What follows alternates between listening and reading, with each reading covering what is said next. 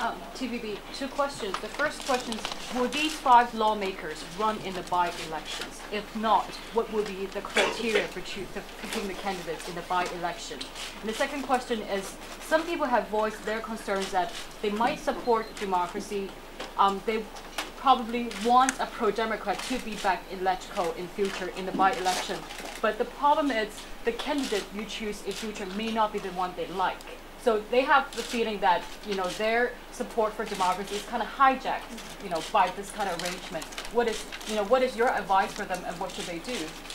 Well, in fact, in a normal election, there will be all sorts of agenda. Everybody can have a different platform, and also in a normal election, there will be proportionate representation. But then we have gone through a normal election. This is a by-election for a special purpose. And in fact, it's at a critical juncture of our fight for real democracy. For years, we've been pining for universal suffrage. And we have been saying very clearly that universal suffrage is inconsistent with functional constituencies. We want the abolition of functional constituencies.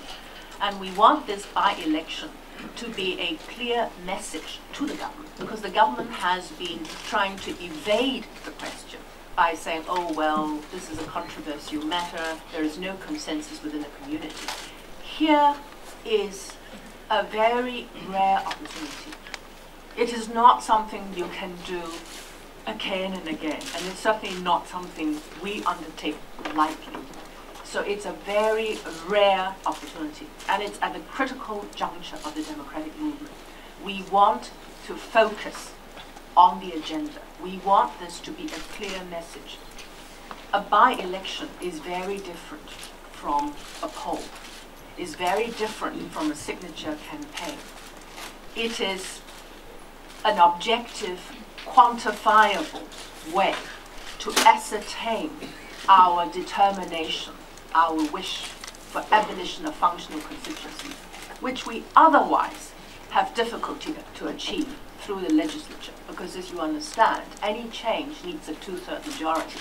And under the current system, there is simply no way the Democrats can gain a 2/3. And we have no power to table any resolution for change. Any resolution for change has to be tabled by the government, and it's refusing to do anything. So what can we do? Within the limited space, this is the best that as Democrats we try to do. We want the people to give us a clear mandate and a clear message to the government. Therefore, my urge to these people is that don't give up. Don't give in.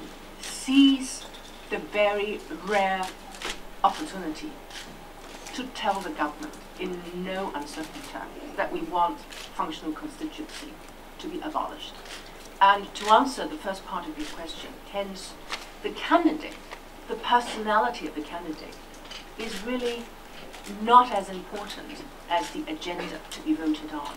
At this stage, we will not decide on who will be running in the by-election, but the focus of the campaign would be on the agenda that we want to be clear and we want the people to vote on. I understand that you want to achieve a 50% voting rate, and for people who they would really want to show the support for the democratic movement, but they don't like the candidate.